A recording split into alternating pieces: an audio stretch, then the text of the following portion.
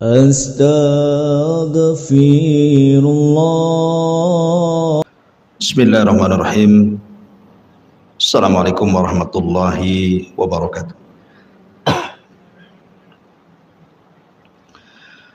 Alhamdulillah, wassalatu wassalamu ala rasulillah wa ala alihi wa sahbihi wa mawalah wa la hawla wa la quwata illa billah wa ba'du.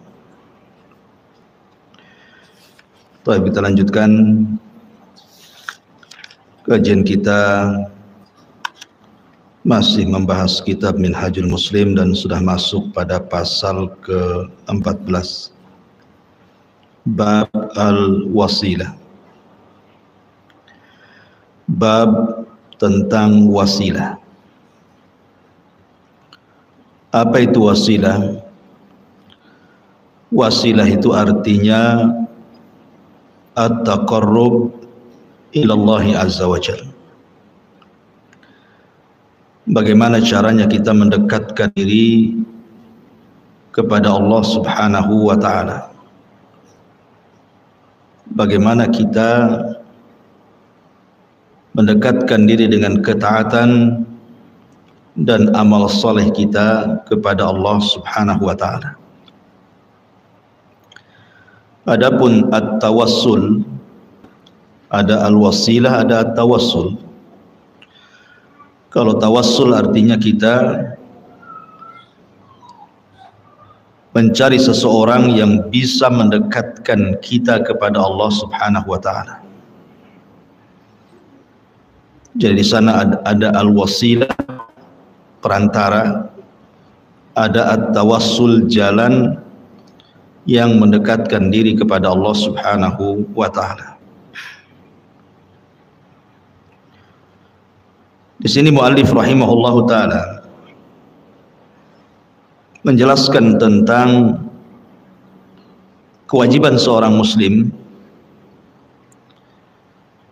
Seorang muslim itu harus beriman kepada Allah subhanahu wa ta'ala dengan cara memperbanyak amal saleh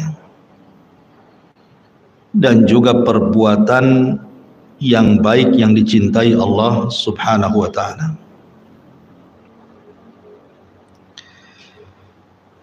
Karena hidup di dunia ini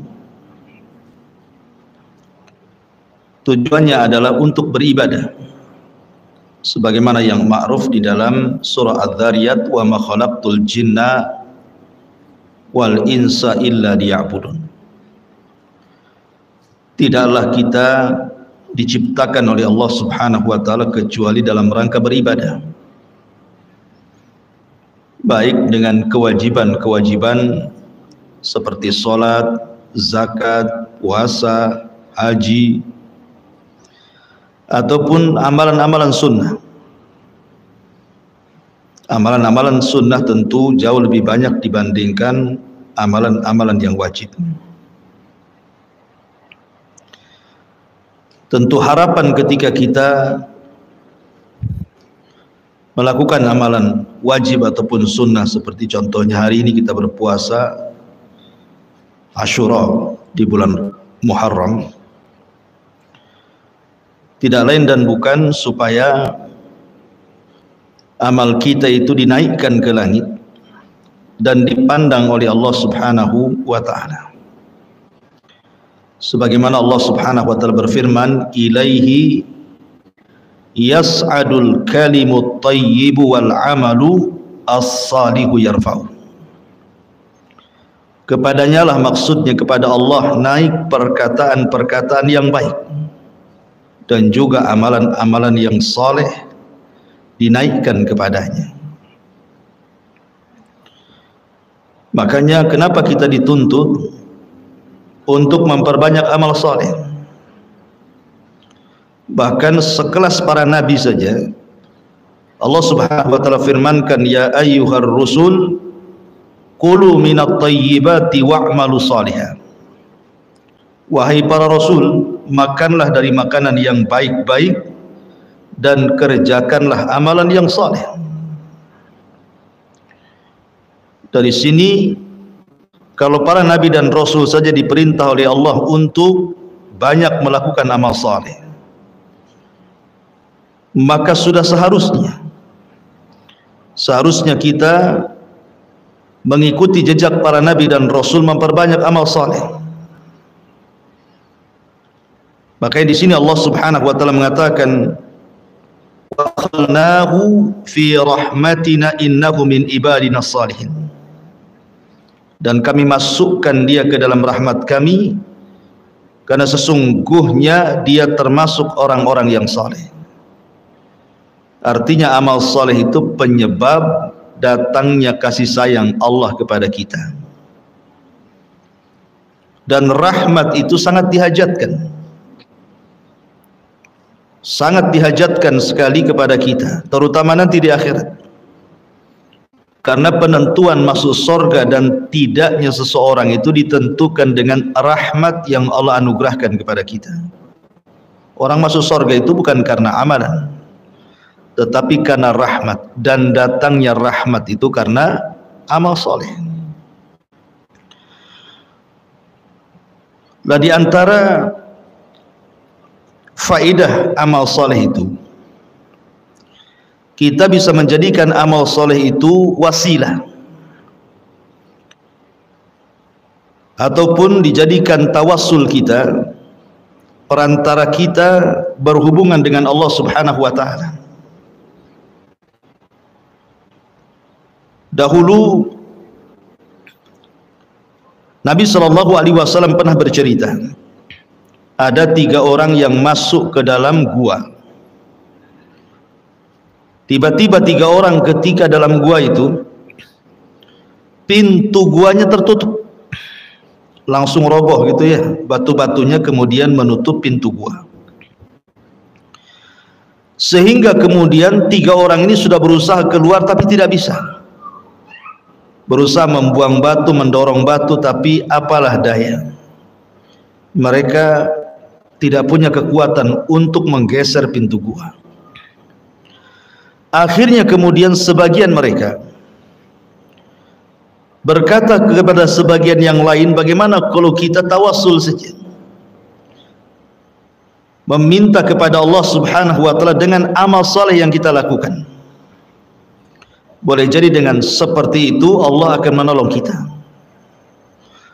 Akhirnya kemudian 3 orang ini masing-masing bertawasul dengan amal soleh yang mereka pernah lakukan. Yang satu bertawasul dengan sedekah, yang satu bertawasul dengan birrul walidain, yang satu bertawasul dengan menjaga kehormatan, tidak melakukan perzinahan. Ketika 3-tiganya sudah bertawasul dan mengatakan, ya Rabb, kalau seandainya sedekahku ini dinilai ibadah, kau terima sedekahku dan kau anggap ini pahala bagiku, maka tolong geser pintu gua itu. Bergeserlah pintu gua sedikit, tapi tidak bisa keluar. Yang satu mengatakan, ya Rabb, kalau seandainya birrul walidain, berbakti diriku kepada orang tuaku yang aku lebihkan dibandingkan anak istriku, ini sebuah pahala dan amal solehku dan engkau menerimanya, maka geserkan pintu gua ini. Akhirnya pintu gua pun tergeser sedikit lagi, tapi juga tidak bisa keluar. Maka ketika yang ketiga bertawasul dengan menjaga kehormatannya, ketika dia hendak berzina, tiba-tiba dia diingatkan, ittaqillah, bertakwalah kepada Allah. Dia pun takut dan meninggalkan perbuatan zina dan dia jaga kehormatannya. Maka dia mengatakan, ya Rabb, kalau seandainya ini bagian daripada ibadah dan kau terima ibadahku dan berpahala, tolong geserkan pintu gua itu. Akhirnya pintu gua itu tergeser dan 3 orang ini bisa keluar. Lihat bagaimana kasih sayang Allah Subhanahu wa ta'ala menolong 3 orang ini karena bertawasul dengan amal saleh. Makanya dari sini Nabi SAW mengatakan, la tahkiranna minal ma'rufi syai'an, jangan remehkan sekecil apapun kebaikanmu, jangan remehkan. Jangan remehkan sekecil apapun kebaikan. Walaupun hanya ibu datang dari sini, pulang ataupun tadi berangkat dari rumah ke tempat pengajian di sini, melihat ada paku di jalan, kemudian kita berpikir nih paku kalau tidak dihindarkan orang akan terkena, bahaya nih. Turun, ambil paku, buang ke pinggir. Itu kan remeh. Tetapi amalan-amalan seperti ini terkadang lebih ikhlas dan lebih diterima oleh Allah Azza wa Jalla, sehingga kita bisa gunakan untuk bertawassul kepada Allah Subhanahu wa taala di saat seseorang itu terkena musibah. Karena Allah mengatakan wa tilkal ayyam nudawiluha bainan nas. Hari-hari itu kan berputar, Bu. Kadang senang, kadang susah. Kadang sakit, kadang sehat. Kadang menangis, kadang tertawa. Kadang berkumpul, kadang berpisah. Begitulah manusia. Ya. Sehingga pada saat-saat kita sedang sulit, pada saat-saat kita sedang sedih, saat-saat kita sedang susah, saat-saat kita dapat musibah, kita gunakan tawasul ini agar Allah Subhanahu wa taala mengangkat musibah dan kesusahan kita. Itulah pentingnya amal soleh dalam bab tawasul ini. Pamannya seandainya ibu sedang sakit, kemudian tidak punya biaya, ini kalau dioperasi sekian, kalau hanya ngonsumsi herbal tak juga kunjung sembuh. Kemudian ibu teringat dengan amalan-amalan soleh yang dulu pernah ibu lakukan. Kira-kira amal soleh yang paling ikhlas yang dulu pernah ibu lakukan apa? Ibu tinggal ngomong kepada Allah Subhanahu wa taala, ya Rabb, dulu saya pernah membantu fakir miskin, membantu anak yatim, dan saya ikhlas karena demi Allah, kalau memang sedekahku kepada fuqara wal masakin, kepada anak-anak yatim itu bagian daripada ibadah dan kau terima dan berpahala, saya lagi sakit ya Rabb, tolong sembuhkan. Kan enak. Wa idza sa'alta fas'alillah wa idza sta'anta fasta'in billah. Kalau minta langsung kepada Allah, kalau minta pertolongan, mintalah pertolongan kepada Allah Subhanahu wa taala. Allah Subhanahu wa taala berfirman di sini, ya ayyuhalladzina amanu ittaqullaha wabtaghu ilaihil wasilah. Wahai orang-orang yang beriman, bertakwalah kepada Allah dan carilah jalan yang bisa mendekatkan diri kepada Allah. Kemudian Allah juga mengatakan ulaika alladzina yad'una yabtaguna ila rabbihimul wasilah ayyuhum aqrab. Orang-orang yang mereka seru itu, mereka sendiri mencari jalan kepada Rabb mereka, siapa di antara mereka yang akan lebih dekat kepada Allah Subhanahu wa taala.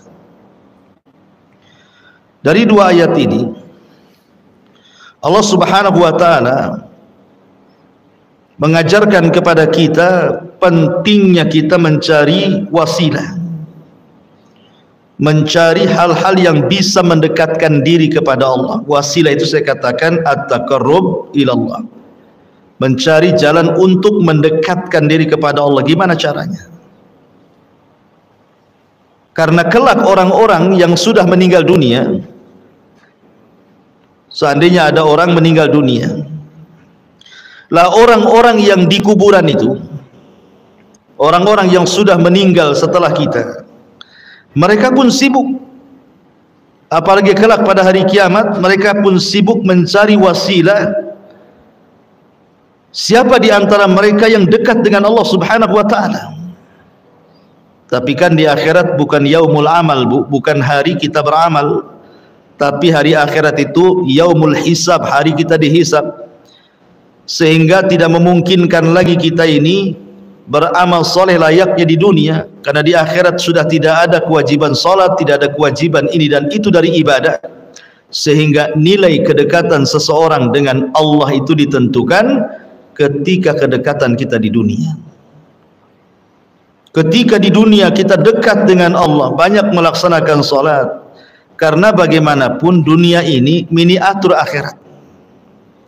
Siapa yang kemudian banyak berdiri di dunia, maka dia tidak akan banyak berdiri di akhirat. Di padang mahsyar itu kan lama berdiri. Berdiri untuk menunggu keputusan Allah Subhanahu wa taala. Tapi kalau dia sudah menggantikan berdiri di akhirat dengan berdiri di dunia, memperbanyak solat sunnah setelah melaksanakan wajib, dan dia terus memburu solat-solat sunnah, solat malamnya, solat witirnya, solat duhanya, solat tahiyatul masjidnya, dan solat-solat yang lainnya, berdiri karena Allah di dunia, maka dia tidak akan banyak berdiri di akhirat. Tapi orang yang jarang berdiri di dunia, maka dia akan lama berdiri di akhirat, karena harus mempertanggungjawabkan semua yang dilakukan di dunia. Ma'asyiral muslimat, makanya ma'asyiral muslimat yang dimuliakan Allah Azza wa Jalla, makanya di sini pentingnya kita ini mencari wasilah, mencari cara atau jalan yang bisa mendekatkan diri kepada Allah Subhanahu wa taala. Caranya gimana? Bicara tentang tawassul ataupun wasilah, ulama membolehkan 3 perkara yang disepakati berdasarkan pendapat Syekhul Islam Ibn Taimiyah, Al-Imam Ibnul Qayyim, dan para ulama muasirin juga, bahwa ada 3 hal kalau kita bicara tentang at-tawassul dan juga al-wasilah ini. Pertama, kita bisa berwasilah at-tawassul kepada Allah Subhanahu wa taala dengan al-asma was sifat, dengan nama-nama Allah dan sifat-sifatnya, dengan nama-nama Allah dan sifat-sifatnya. Bertawassul kepada Allah Subhanahu wa taala, kita meminta dengan nama-nama Allah dan sifat-sifatnya kepada Allah Subhanahu wa taala untuk sesuatu yang kita hajatkan. Makanya dalam hadis Nabi SAW, apabila seseorang singgah di sebuah tempat yang menakutkan, supaya tidak diganggu oleh jin yang jahat, apa kata Rasul? Kita disuruh membaca a'udzu bikalimatillahi tammati min syarri ma khalaq. Aku berlindung kepadamu ya Rabb dari kalimat-kalimat yang sempurna, artinya Al-Quran, dan mencakup nama-nama dan sifat bagi Allah Azza wa Jalla di dalamnya. A'udzu bikalimatillahi tammati min syarri ma khalaq. Dari apa? Dari keburukan makhluk yang kau ciptakan. Ya. Jadi ibu kalau sedang berdoa meminta sesuatu kepada Allah, jangan tinggalkan Asmaul Husna, nama-nama yang baik. Pamannya ibu mengatakan as'alukallah bi asma'ikal husna wa sifatikal ula. Aku meminta kepadamu ya Rabb dengan nama-namamu yang indah, dengan sifat-sifatmu yang tinggi. Antar Rahman, Antar Rahim, Engkau zat yang maha penyayang dan pengasih. Wa Antar Razzaq, dan Engkau maha pemberi rizki. Urzuqni, berikan rizkimu kepadaku. Jadi kita bertawassul dengan nama-nama Allah, meminta kepada Allah Subhanahu wa taala dan sifat-sifatnya. Ataupun yang kedua, bertawassul dengan amal saleh. Bertawassul dengan amal-amal saleh, baik berupa kecintaan kita kepada Allah atau kecintaan kita kepada Rasul sallallahu alaihi wasallam, sebagaimana Allah berfirman, "Qul in kuntum tuhibbunallaha fattabi'uni yuhibbukumullah wa yaghfir lakum dzunubakum." Katakan ya Muhammad, jika kamu benar-benar mencintai Allah, maka ikutilah aku, niscaya Allah mengasihi dan mengampuni dosa-dosa. Jadi cara mendekatkan diri kepada Allah, cara mencintai Allah Subhanahu wa taala dengan cara apa? Mengikuti syariat nabinya, mengikuti ajaran nabinya, meneladani sunnah-sunnahnya, berusaha untuk memperjuangkan sunnahnya. Karena itu jalan tawassul yang paling cepat menuju Allah Subhanahu wa taala dengan mengikuti sunnah Nabi sallallahu alaihi wasallam. Dan tentang masalah amal soleh, tawasul dengan amal soleh tadi saya sudah berikan contohnya.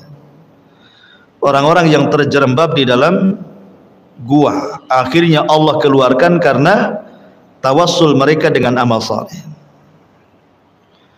Atau yang ketiga, tawasul dengan doa orang-orang soleh. Apakah orang-orang soleh ini ahlul bait? Maksudnya dari keluarga Nabi sallallahu alaihi wasallam, turunan Nabi sallallahu alaihi wasallam. Kita datang kepada mereka, kita minta doanya. Atau orang-orang soleh ini selain daripada keluarga Rasul, tidak ada masalah. Karena Nabi sallallahu alaihi wasallam sudah mencontohkan itu kepada kita.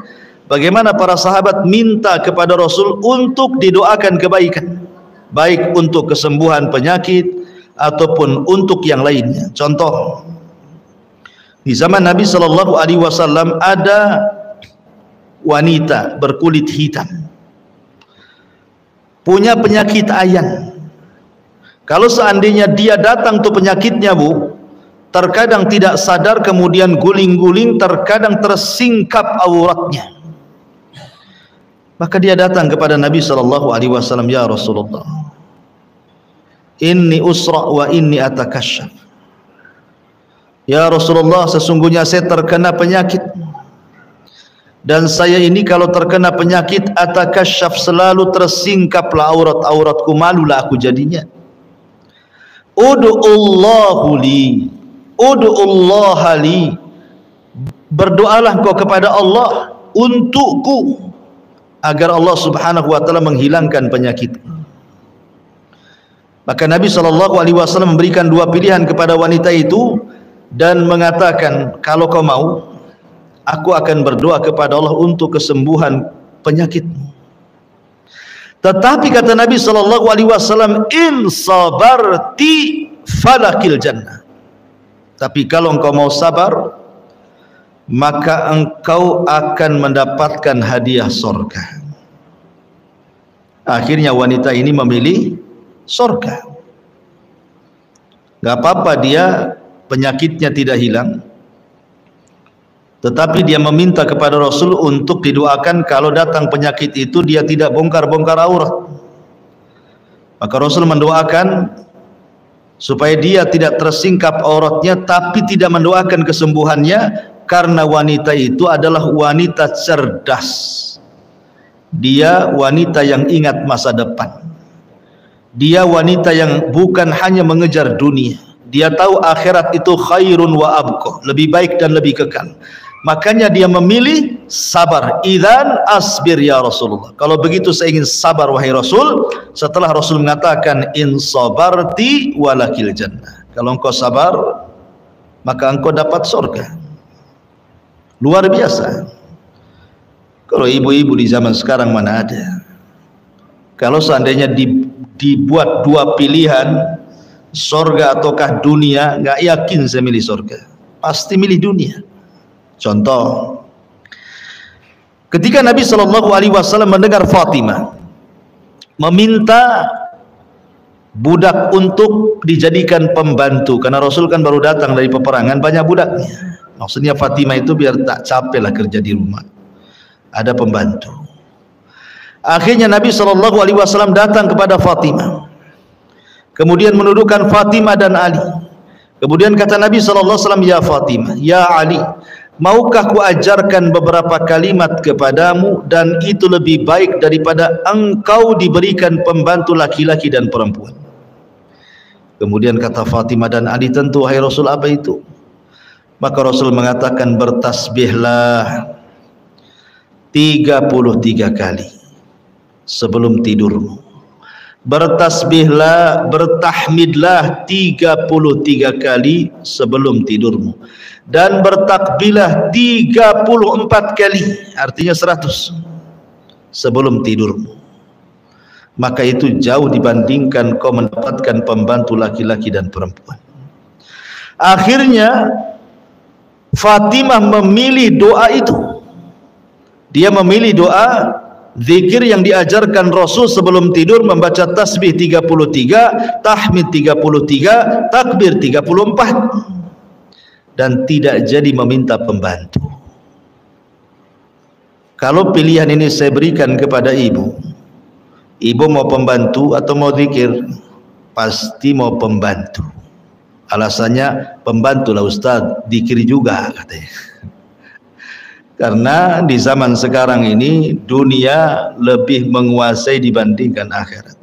Itulah kenapa orang-orang dulu takut kalau seandainya dibentangkan dunia. Ma'asyiral muslimat yang dimuliakan Allah Subhanahu wa taala. Kembali, wanita ini ketika mendapatkan kabar in sabarti walakil jannah, kalau engkau sabar kau dapat surga. Akhirnya wanita ini mengatakan idzan asbir, kalau begitu saya milih sabarlah wahai Rasul. Lihat bagaimana wanita ini bertawassul kepada Rasul, minta doa kesembuhan, tetapi pilihannya malah bersabar karena ada hadiah surga. Lain pula wanita ini, lain pula laki-laki yang buta. Di zaman Rasul ada laki-laki yang buta. Dia datang kepada Nabi SAW minta disembuhkan butanya. Laki-laki ini tidak sabar, tidak sesabar wanita itu. Dia minta kepada Rasul untuk tetap disembuhkan. Kalau wanita ini kan ketika dikasih pilihan tak mau dia sembuh. Dia siap sabar, yang penting masuk surga. Ini pula kurang sabar yang laki-laki ini. Dia minta disembuhkan, minta doanya kepada Allah, dan dia mengatakan, ya Rasulullah, ud'ullaha li. Rasul, berdoalah kepada Allah untuk kesembuhanku, agar aku bisa melihat. Maka Nabi SAW mengatakan, kalau begitu tawadha wa salli rak'atain. Kamu harus berwudu, kemudian salat 2 rakaat. Kemudian Nabi SAW mengajarkan doa kepadanya dan disuruh dibacanya. Lihat bagaimana laki-laki ini minta doa kepada Rasul. Ya, artinya bertawasul dengan orang-orang soleh, minta doa mereka boleh. Ya, tapi tentunya orang-orang soleh yang masih hidup. Atau contoh yang lain, seperti Nabi SAW ketika bersabda tentang seorang kibaru tabi'in. Nabi tidak pernah melihat orang ini, tetapi Nabi SAW mengatakan, kalau ada orang ini, berdoalah kepada Allah, mintalah doa dari dia kepada Allah, karena dia itu mustajab doa. Siapa orang ini, Bu? Uwais ibn Amir al-Muradi al-Qarani al-Yamani. Uwais ibn Amir al-Qarani, atau disebut Uwais al-Qarani, seorang tabi'in. Rasul tidak pernah jumpa, tapi doanya manjur. Kenapa? Karena dia orang yang paling berbuat baik kepada orang tuanya, sehingga doanya mustajab. Ketika Nabi SAW meninggal dunia, Abu Bakar meninggal dunia, Umar radhiyallahu an ketika menjadi khalifatul Islam mencari-cari orang namanya Uwais al-Qarani ini, Uwais ibn Amir al-Qarani al-Muradi. Setiap ada kafilah haji dari Yaman, kadang-kadang Umar kemudian datang ke kafilah tersebut dan mengatakan, afikum Uwais, afikum Uwais. Ada enggak Uwais di situ? Ada enggak Uwais di situ? Kata orang-orang Yaman, tak ada wahai Amirul Mukminin. Pulanglah Umar kecewa. Tahun depannya lagi datang lagi kafilah haji dari Yaman, tanya lagi, afikum Uwais, ada enggak Uwais di situ? Mereka mengatakan tidak ada wahai Amirul Mukminin. Pulang lagi kecewa. Sampai beberapa tahun, tapi lihat usaha Umar akhirnya membuahkan hasil.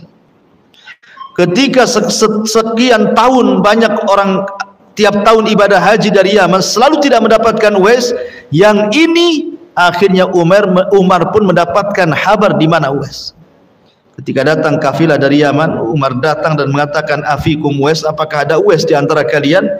Maka kepala rombongan mengatakan, maksudnya Uwais al-Qaran, Uwais ibn Amir al-Qarani. Ya, kata Umar, di mana dia? Dia mengatakan, sungguhnya Uwais berangkat dengan kami dalam kondisi susah, tidak ada uang, tapi dia nekat haji bersama kami, sehingga dia harus bekerja dulu. Dia sedang bekerja ngerawat kambingnya orang ini dan itu, kau bisa temui di sana. Akhirnya Umar pun mengajak Ali radhiyallahu an mencari Uwais Al-Qarani.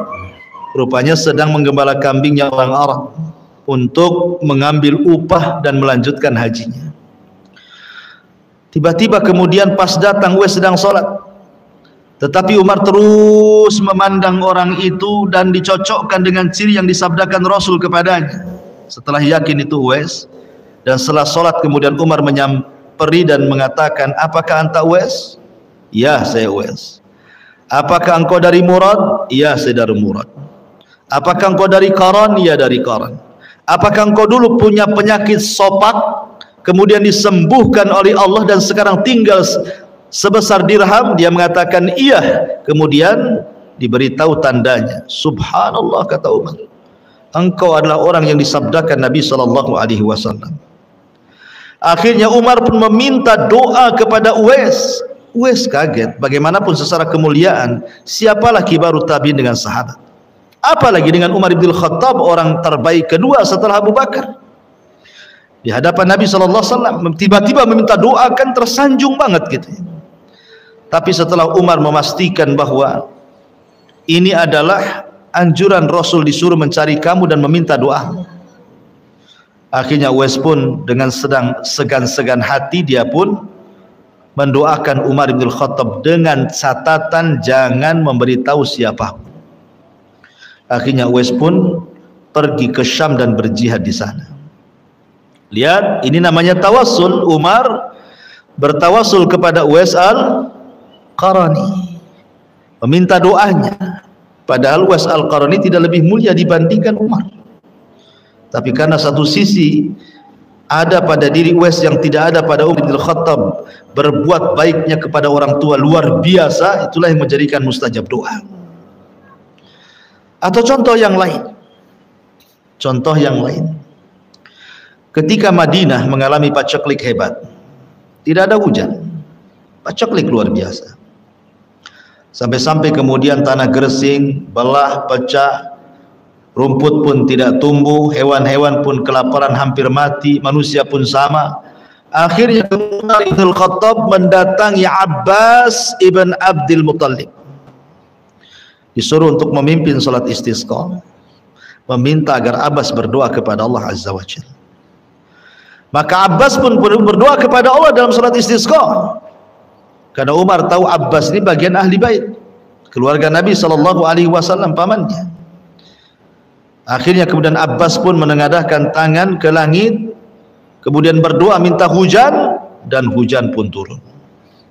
Lihat, maka boleh tawasul itu dengan nama-nama Allah dan sifat-sifatnya, atau tawassul dengan amal soleh, ataupun tawassul dengan orang soleh yang masih hidup, baik dari kalangan ahlul bait ataupun bukan dari kalangan ahlul bait.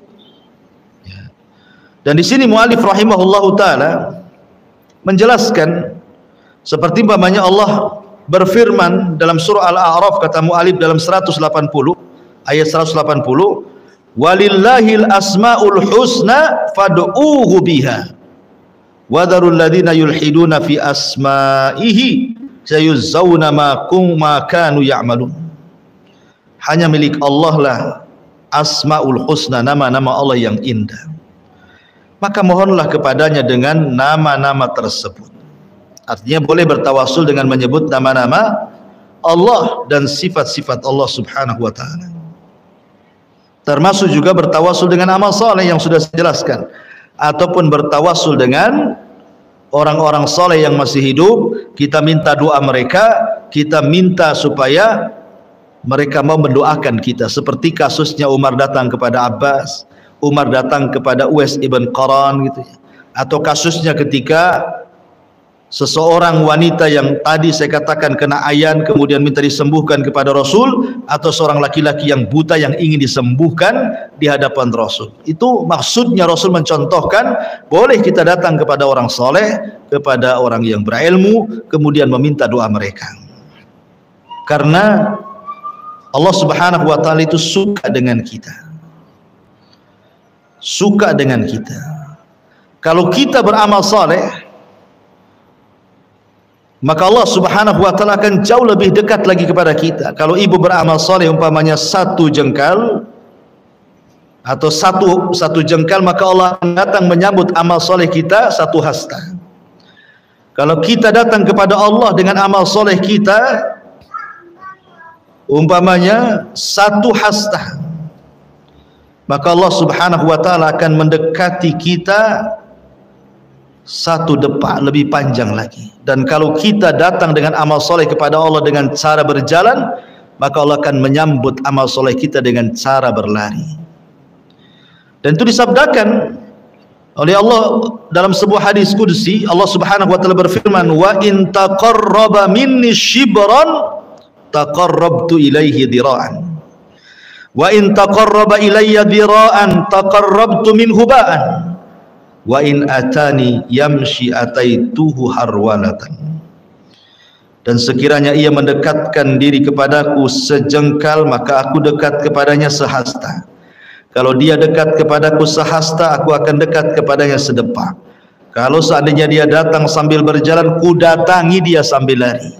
Lihat bagaimana rahimnya Allah Subhanahu wa taala kepada kita, dan bagaimana cintanya Allah kepada kita ketika kita beramal soleh. Ya, karena amal soleh itu yang sunnah saja menyebabkan kecintaan Allah kepada kita, apalagi yang wajib. Wa ma taqarraba ilayya 'abdi bi syai'in ahabbu ilayya mimma aftaradtuhu alaihi wa la yazalu 'abdi yataqarrabu ilayya bin nawafil hatta uhibbahu. Tidaklah hambaku mendekatkan diri kepadaku dengan sesuatu yang lebih aku sukai daripada mendekatkan diri dengan melaksanakan apa yang diwajibkan. Dan hambaku senantiasa taqarrub, mendekatkan diri, berwasilah kepadaku dengan amal-amal sunnah, sehingga aku makin cinta dengan dia. Jadi kalau seandainya bu ibu ini sukalah melaksanakan amal sunnah setelah yang wajib tentunya, ya. Kalau sholat mungkin suka duha, suka sholat malam, suka witir, suka sunnah wudhu, dan begitu seterusnya. Atau puasa, ya puasa sunnah, atau mungkin sedekah, dan begitu seterusnya. Maka sebagai imbalannya ibu akan dicintai Allah. Dan kalau Allah Subhanahu wa taala sudah cinta dengan ibu, apa yang terjadi? Nadahu Jibril, maka Allah akan panggil Jibril. Kemudian Allah Subhanahu wa taala akan katakan kepada Jibril, ya Jibril, inni uhibbu fulanan fahibbah. Jibril, aku suka lo dengan si anu itu, maka kau harus suka juga dengan dia. Maka Jibril langsung berteriak di hadapan semua para malaikat yang ada di langit dan mengatakan, ya malaikat Allah, innallaha yuhibbu fulanan fahibbuhu. Wahai malaikat-malaikat Allah, Allah sukalah dengan si ibu itu, maka kalian harus suka dengan si ibu itu. Lihat, luar biasa. Ya, jadi kalau bisa terus kita mencari kecintaan, memancing agar Allah cinta kepada kita dengan memperbanyak amal wajib, memperbanyak amal sunnah, dan begitu seterusnya. Ma'asyiral muslimat yang dimuliakan Allah Subhanahu wa taala. Kalau ibu baca dalam Minhajul Muslim, kitab yang kita baca ini, di situ ada dalil-dalil tentang apa yang saya jelaskan, bahwa amal soleh itu yang dibolehkan, yang sudah jelas ada dengan nama-nama Allah, dan itu tercantum di beberapa ayat dan hadis. Kemudian dengan amal soleh, kemudian dengan doanya orang yang soleh, yang taat, yang alim, dan mereka masih hidup. Adapun kemudian bertawasul dengan orang yang sudah meninggal, ini menjadi ranah khilaf para ulama. Ya, menjadi ranah khilaf, boleh enggak seorang itu bertawasul dengan orang yang sudah meninggal, orang-orang soleh yang sudah meninggal. Maka pendapat Syekhul Islam Ibn Taimiyah, Al-Imam Ibnul Qayyim, dan juga ulama-ulama Lajnah Daimah Saudi Arabia, semua mengatakan tidak boleh. Ya, karena tidak pernah ada cerita para sahabat Nabi Shallallahu Alaihi Wasallam mereka datang ke kuburan Abu Bakar setelah meninggalnya, atau ke kuburan Umar setelah meninggalnya, atau ke kuburan Uthman setelah meninggalnya. Tidak ada cerita dari kalangan sahabat mereka mendatangi kuburan orang-orang soleh, padahal mereka sahabat. Ya, menunjukkan bahwa tawassul itu hanya ditujukan kepada orang-orang soleh yang masih hidup saja. Makanya kalau ada di lingkungan ibu orang soleh, orang taat, mintalah doanya. Doa mereka mustajab insyaallah. Ya. Ini diantara pembahasan al-wasilah dan juga at-tawassul. Intinya bahwa perbanyaklah amal soleh di dunia, sebab kita tidak tahu hidup kita ini akan senangkah atau akan susahkah. Perbanyak amal soleh di dunia karena kita tidak tahu apakah kita akan sehat teruskah ataukah akan sakit. Maka di saat-saat kita lagi senang, di saat-saat kita lagi sehat badan, beramal soleh banyak. Supaya ketika Allah takdirkan kita mungkin sakit badannya, kurang sehat fisiknya, banyak masalah kehidupannya, kita bisa menjadikan amal soleh itu perantara kita dengan Allah, agar Allah bisa menghilangkan semua keperitan hidup yang ditakdirkan kepada kita. Dan ini banyak dilakukan para ulama. Ya, seperti contohnya Rabi ibn Khaytham yang sudah saya ceritakan, dia kalau dari rumah ke masjid itu pandangannya tertuju ke jalan raya. Kalau ada hal-hal yang bisa kemudian mengganggu orang lain seperti batu, beling, paku dan yang semacamnya, langsung diambil, disisihkan. Kemudian dia mengatakan, ya Rabb, kalau seandainya amalan remeh ini ada pahalanya, maka kirimkan pahalaku kepada kedua orang tuaku yang sudah meninggal. Lihat, ya kan? Birrul walidain. Ya, birrul walidain itu tidak terputus dengan meninggalnya kedua orang tuamu. Tetapi kalau seandainya orang tuanya masih hidup, ya tentu rugi kalau seandainya seorang anak tidak paham kalau di depannya surga. Tapi kalau Allah Subhanahu wa ta'ala takdirkan dia sudah meninggal, bukan berarti terputus birrul walidain dengan mereka, tidak. Bahkan semata-mata ibu kemudian ingat orang tua yang sudah meninggal, teringat dosanya orang tua dulu. Kenapa dulu orang tua tak sholat? Kenapa orang tua saya tidak sedekah padahal kaya? Kenapa orang tua saya tidak haji padahal sanggup? Teringat tuh orang tuanya. Kemudian dia mengatakan, ya Allah, ampuni doa orang tua saya, Allah. Mungkin itu kesalahan mereka waktu di dunia. Hanya sebata-bata mengenang seperti itu saja, itu sudah awal. Ibu sedang berbuat baik kepada orang tua saat kematiannya. Karena ada anak yang gak peduli dengan orang tuanya, sudah mati lah. Biarin saja, dia sudah mati kok. Kita ini hidup, mikir kita aja yang masih hidup katanya. Dan ada orang yang seperti itu. Ya, jangan seperti itu. Maka lihat Rabi ibn Khaytham, dia sekecil apapun amal saleh, imatatul adza anit tariq, berusaha untuk membuang hal-hal yang memadaratkan manusia di jalan, dilakukannya.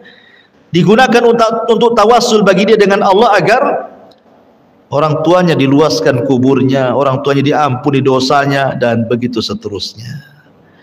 Maka tawassul itu penting. Makanya di akhirat ketika manusia berkumpul di padang mahsyar,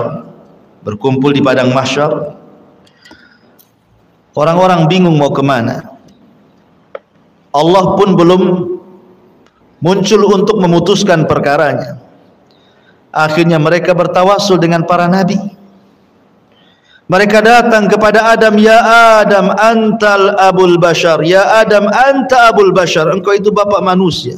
Ishfa' lana ila rabbik, ala tara ila ma nahnu fihi. Mintalah syafaat kepada Rabbmu ya Adam. Tidak kau iba melihat kami semua, lihat anak turunan, kepanasan, kepayahan, lelah, matahari didekatkan, keringat di mana-mana. Tidakkah kau iba melihat kami? Tapi Adam mengatakan, nafsi nafsi, uruslah diri kalian, uruslah diri kalian. Pergilah kalian ke Nuh, pergilah mereka ke Nuh. Akhirnya Nuh pun sama mengatakan nafsi nafsi, pergilah kepada Ibrahim. Ibrahim pun sama mengatakan nafsi nafsi, pergilah kepada Musa. Musa pun sama mengatakan nafsi nafsi, uruslah diri kalian, uruslah diri kalian, sebaiknya kalian kepada Isa. Isa pun mengatakan sebaiknya kalian datang kepada Rasul Muhammad sallallahu alaihi wasallam. Akhirnya Rasul mengatakan analah, kan ku coba. Lihat, mereka bertawasul dengan para nabi. Ya, padahal di akhirat gitu ya, mereka bertawasul kepada para nabi untuk mendekatkan diri kepada Allah Subhanahu wa taala. Makanya tawasul itu di dunia dan di akhirat. Dan orang-orang yang dipermudah oleh Allah hisabnya, karena mereka banyak ketika di dunia yang betul-betul mencari wasilah. Bagaimana caranya dia dekat dengan Allah Subhanahu wa taala. Tetapi kalau seandainya kemudian wasilahnya dengan perkara-perkara yang dilarang, maka tidak boleh. Karena ada wasilah masyru' yang disyariatkan, ada wasilah yang tidak masyru' dan tidak disyariatkan. Wallahu alam, ibu bisa baca sendiri darinya. Semua ayat-ayat yang dicantumkan pengarang ini berkaitan dengan bolehnya berwasilah dengan nama-nama dan amalan soleh serta doanya orang-orang soleh yang masih hidup. Allahu a'lam. Silakan kita buat tanya jawab di sini.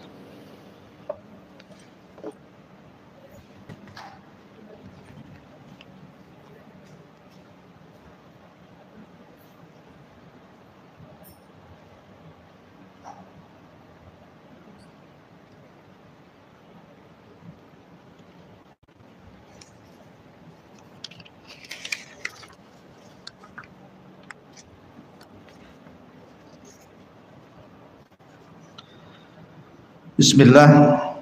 Assalamualaikum Ustaz. Afwan mau tanya bagaimana cara bertawakal yang benar. Apakah seperti niat dalam hati syukran wa jazakumullah khairan? Naam. Tawakal itu artinya i'timadul qalbi ila rabbi. Menyandarkan hati hanya kepada Allah Subhanahu wa taala. Dan tawakal itu adalah seafdal-afdalnya tauhid. Ibrahim alaihi salatu wassalam,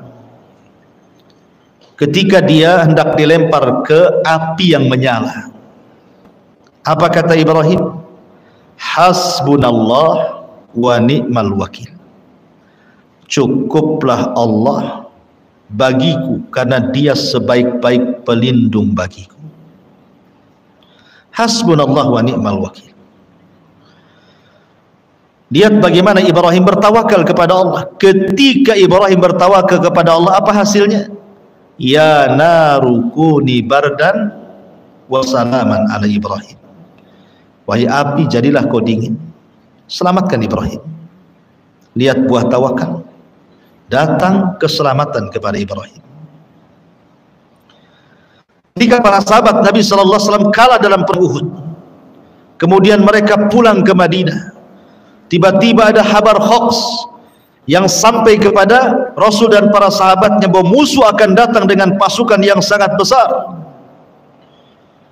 Kemudian Nabi sallallahu alaihi wasallam mengajarkan kepada para sahabat, hasbunallah wa ni'mal wakil.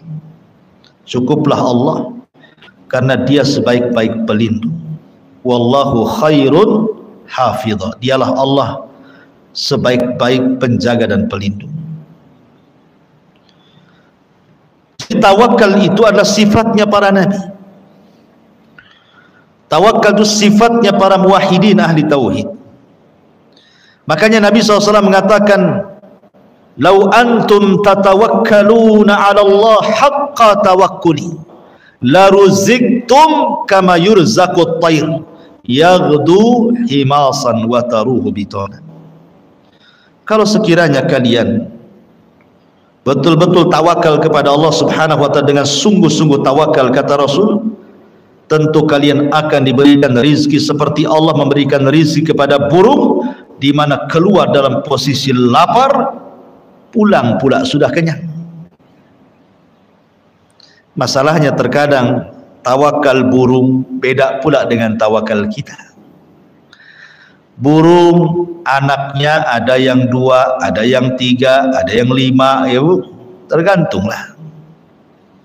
Kalau kita kan jarang orang lahiran kembar itu, rata-rata 1, nanti tahun depan 1 lagi kan, itu yang kerap. Lihat burung itu tidak peduli, dia main keluar saja, ngikut instingnya dia. Keluar lapar, pulang pula dah kenyang, dia bisa ngasih makan anak-anaknya. Siapa yang mengarahkan burung? Allah. Manusia punya akal, burung tidak punya akal. Kalau seandainya kemudian kepala kita diganti kepala burung, gila lah kita, tak ada akal. Harusnya yang berakal itu lebih pandai untuk tawakal dibandingkan burung yang tidak berakal, yang hanya mengandalkan insting. Karena di hadapan kita itu rizki Allah itu terbentang seluas-luasnya dan selebar-lebarnya. Kalau kita lihat ke laut, di situ banyak ikan dengan segala jenisnya, tinggal mancing. Dan di laut itu ikan itu tidak ada yang punya. Bukan berarti kalau mancing dapat ikan tiba-tiba ada tulisan Abu Humairah, ini punya ikan Abu Humairah nih, lepas lagi, ya nggak ada. Semua ikan milik Allah, tinggal ambil saja. Ke sungai juga sama, ya, ke hutan belantara juga sama. Jadi sebenarnya manusia itu harus lebih tawakal dibandingkan binatang. Karena manusia itu dibekali akal. Coba pikir ya, bayi yang dijanin itu, cemana dia cara cari makannya? Tidak, Allah Subhanahu wa taala buat darah haid menjadi asupan dia. Ketika dia brojol pun belum bisa cari kerja, cemana cari makannya? Diinstingkan dia menetai ibunya dan sudah disediakan makannya. Artinya Allah tidak menyia-nyiakan manusia. Dalam kondisi tidak bisa apapun tetap ada rizkinya. Makanya Nabi SAW bersabda, seseorang itu tidak mungkin diwafatkan kecuali disempurnakan rizkinya. Seorang tidak akan diwafatkan kecuali disempurnakan rizkinya. Jadi tawakal itu penting. Tetapi ingat, tawakal itu tidak cukup dalam amalan hati saja. Ada yang disebut dengan akhdu bil asbab namanya, ya, mencari sebab. Ibu kemudian di mihrab, di musola khusus di rumah gitu ya, berdoa terus, ya Allah berikan rizki kepadaku, saya ini masih ngontrak, tolonglah berikan rizki agar aku bisa beli tanah, agar aku bisa beli rumah, agar tidak ngontrak terus, kan itu ya doanya itu. Tawakal itu bagus tuh, karena menyandarkan diri kepada Allah kan, ya. Tapi tidak bergerak-gerak. Suaminya nganggur dibiarkan saja, suaminya tidur dibiarkan saja. Harusnya kan dioyak-oyak, bang saya sudah berdoa kepada Allah, pergilah sana kerja, kan itu ya. Mudah-mudahan sebab doa ini pekerjaan abang menjadi mudah dan bisa terkabulkan rencana kita. Kan harus begitu. Ada sebab, ada doa. Ya. Jadi semua itu ada akhdhu bil asbab, dan itu Rasul contohkan ketika Isra Mi'raj. Tawakal saja tidak cukup. Padahal kalau Rasul mau ketika peristiwa hijrah itu seperti peristiwa Isra Mi'raj kan, naik buraq dari Masjidil Haram ke Masjidil Aqsa. Buatlah kayak gitu, Rasul naik buraq dari Masjid Haram ke Madinah. Gak mungkin dikejar-kejar sama musuh. Sementara dia sampai Madinah. Tapi Allah tidak buat seperti itu, supaya mengajarkan umatnya bahwa dalam tawakal itu ada asbab, ada akhdhu bil asbab, mencari sebab. Ya, jadi pamannya ibu sakit, ya Allah sembuhkan, ya Allah sembuhkan, tapi tidak mau minum obat, ya mati jadinya. Ya kalau memang ingin sembuh, cari sebab juga, ya Allah sembuhkan saya, datang ke dokter, beli obat, datang ke herbalis, beli herbal kan itu. Tapi jangan datang ke dukun. Ya, itu cari sebabnya yang haram, tak boleh. Jadi sebab yang halal. Jadi tawakal itu tidak benar kalau dengan hati saja, tapi ada akhdhu bil asbabnya. Kemudian bagaimana pentingnya duduk di majelis ilmu bagi muslimah? Karena hari-hari ini sudah banyak kajian online, maka banyak yang memilih menghadiri kajian online saja. Kan itu. Ya dua-duanya baik, online ya baik, offline ya baik. Cuman kan beda Bu ya. Orang yang duduk di majelis ilmu, orang yang duduk di majelis ilmu dengan yang ngaji online itu beda. Pertama beda rasa, ya kan? Nabi SAW mengatakan, "Qumu maghfuran lakum." Berdirilah kalian dan kalian sudah diampuni dosa-dosa kalian. Allah sudah mengganti keburukan kalian dengan kebaikan. Kapan Rasul katakan? Apabila bubar majelis.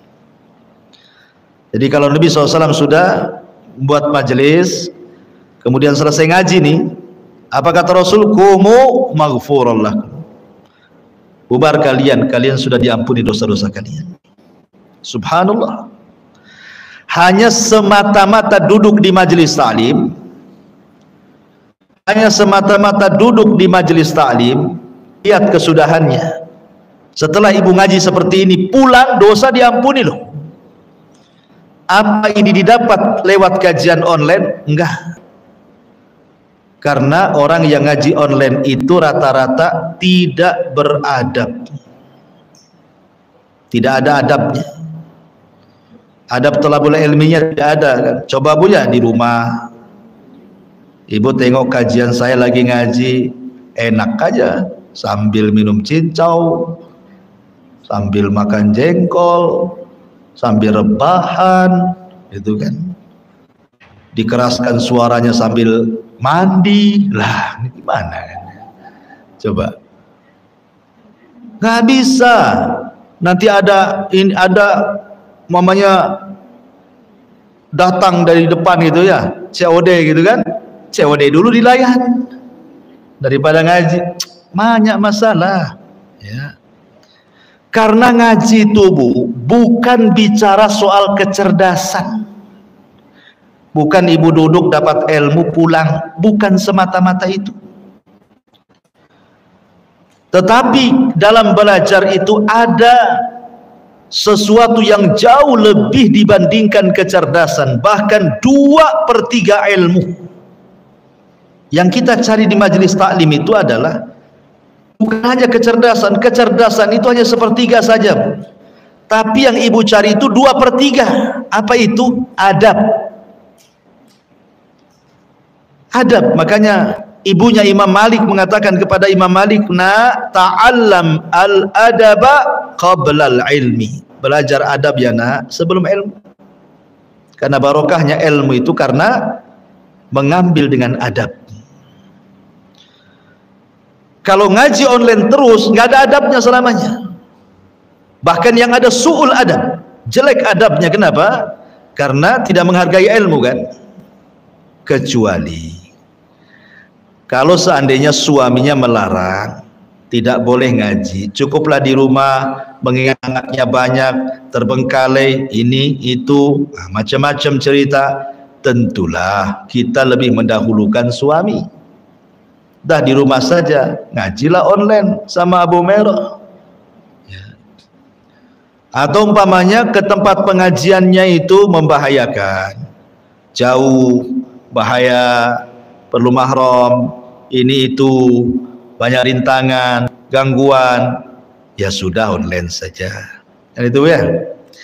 Tapi kalau seandainya jaraknya dekat, bisa ditempuh dalam beberapa menit dan detik, tidak, artinya tidak membuat marah suami, dapat izin suami, tidak terbengkalai pekerjaan rumah tangga dengan ngaji kan hanya sejam, paling lama 1,5 jam gitu ya. Maka tentu hadir di majelis ta'lim tentu lebih baik kan itu, karena menang adab, menang ilmu. Jangan sampai orang cerdas tidak punya adab, kata Syekhul Islam Ibn Taimiyah. Jangan sampai orang itu utu zakaan walam yu'tu zakaan, diberi cerdas tapi tidak diberikan kejernihan hati alias akhlak. Kecuali kalau mamanya jauh kayak ini yang nonton ini di YouTube ini kan, ada dari Bandung, ada dari Lombok, ini ada dari Balikpapan, dari macam-macam. Tak mungkin lah naik pesawat ke sini lah, bukan? Karena jauh. Ya orang-orang dekat sini, kompleks sini saja nggak ngaji, kenapa kan itu ya? Kalau tidak ada halangan. Karena hadir di majelis taklim itu banyak faedahnya. Sekali lagi banyak faedahnya. Kalau mau dirinci itu dibuat kajian lagi lebih lama. Kemudian pertanyaan selanjutnya, jika kita pernah menggunakan sebuah amal, sebuah wasilah, apakah nanti di akhirat ibadah tersebut tetap dihitung? Tetap dihitung. Ya. Tetap jadi amal soleh kita. Walaupun kita sudah gunakan untuk wasilah di dunia, tetap amal soleh itu akan dicatat dan akan dibalas dan akan dihisab. Al jaza'u min jinsil amal, balasan itu sesuai dengan amalannya. Bolehkah membatasi diri bagi seorang muslimah dalam menuntut ilmu keluar rumah dalam rangka menuntut ilmu dibatasi 1-2 kali saja dalam sepekan? Tidak ada masalah. Ya, tidak ada masalah, karena bagaimanapun namanya kalau sudah berumah tangga mungkin sibuk, harus ngurus anak-anak, ngurus suami, ngurus rumah, gitu ya kan, banyak perkara lah ya. Tetapi jangan tinggalkan majelis taklim, karena sudah lihat kan Bu, umahat yang lama tidak duduk di majelis taklim ya, yang hanya sibuk kemudian mereka duduk di depan HP, handphone, WhatsApp grup, Instagram, TikTok, apalagi sebutin satu-satu ya. Itu lihat akhlaknya akan berbeda jauh. Akan berbeda jauh. Sama-sama thalabul ilmi padahal, tapi akhlaknya nggak bagus gitu ya. Kenapa demikian ya? Karena sekali lagi dia tidak mendapatkan adab dalam menuntut ilmu, sehingga dalam kesehariannya pun mempengaruhi itu. Padahal terkadang dia lebih cerdas, ya kan? Terkadang mungkin majelis ilmu itu mungkin yang mengajarkan ya ustadz-ustadz biasa lah, dibandingkan ustadz-ustadz di YouTube yang sudah kibar-kibar namanya ya. Tapi dari segi akhlak, dan karena menuntut ilmu itu juga kita mencari adab dan akhlak, bukan hanya ilmu saja. Itu yang kita butuhkan sebenarnya. Ilmu itu mencerdaskan dan merubah akhlak. Karena di majelis taklim itu ketemu kawan jadi silaturahim, ya kan, senyum jadi sedekah gitu ya. Salaman dengan kawannya tergugurkan dosa-dosanya. Kemudian duduk, malaikat di atas kepala ngepak-ngepak sambil mengatakan, ya Allah ampuni orang itu, ya Allah ampuni orang ini. Pulang kata Rasulku, maghfur lakum, berdiri kau sudah diampuni dosanya. Apalagi coba, itu duduk di majelis taklim tuh. Seperti itu. Karena apa? Karena keutamaan segudang ini, karena sekali lagi bukan hanya bicara tentang kecerdasan tapi akhlak. Kata Abdullah ibn Mubarak, saya belajar akhlak 30 tahun dan saya belajar ilmu 20 tahun. Jadi ingat bahwa adab itu 2/3 ilmu. Ilmu itu sepertiganya saja. Itu pentingnya. Menambah iman. Ya kan beda. Saya yakin ibu beda lah. Karena saya sendiri kan setiap hari saya itu wajib mendengarkan YouTube. Saya itu mewajibkan mendengarkan YouTube. Alhamdulillah masyai-masyai guru-guru saya gitu ya. Mereka sudah kajian online YouTube. Wajib setiap hari hampir saya mendengarkan YouTube itu. Ya, untuk menambah ilmu, karena tidak mungkin saya menyampaikan ilmu terus gitu ya. Ya pasti terbatas juga kemampuan. Bahkan saya wajibkan. Dalam satu hari itu saya mendengarkan syekh ini, syekh itu gitu ya. Mulai dari pagi, kadang di sela-sela tidak sibuk saya dengarkan malam juga. Saya catat. Terkadang saya catat faedah-faedah mereka itu. Pokoknya setiap hari wajib ada pengetahuan. Ya. Kalau seandainya mereka ada di sini, tentu saya akan hadir di majelis mereka. Cuman kan mereka jauh ya, ada di Saudi, ada yang di Yaman gitu kan. Ya, tapi alhamdulillah sampai kepada kita. Sebenarnya media-media YouTube dan yang semacamnya itu bisa untuk wasilah menuntut ilmu, tetapi jangan tinggalkan majelis ta'lim. Ya majelis ta'lim, karena di zaman sekarang yang bisa membentengi diri kita ya belajar di majelis ta'lim atau di rumah gitu ya. Wallahu a'lam. Ya tapi kan hukumnya kan bukan seperti sholat waktu. Semua pengajian ikut ya Anda. Ya kan ada prioritas, ada aulawiyat namanya ya. Kalau di rumah memang ibu lagi dibutuhkan anak-anak dan suami bertepatan dengan jam ngaji, jangan ngaji. Dahulukan anak-anak dan suami, itu lebih wajib. Suami udah kerja, anak-anak udah sekolah, ngapain ya di rumah? Hadir, kan apa susahnya? Selama kemudian menjaga perjalanan dari rumah ke majelis taklim, menjaga aurat, ya, tidak menggunakan parfum, tidak memfitnah dan begitu seterusnya lah. Jadi itu ibu udah paham lah tentang adab-adab keluar wanita itu. Wallahu a'lam. Baik, kalau tidak ada kita tutup. Mudah-mudahan ada manfaat.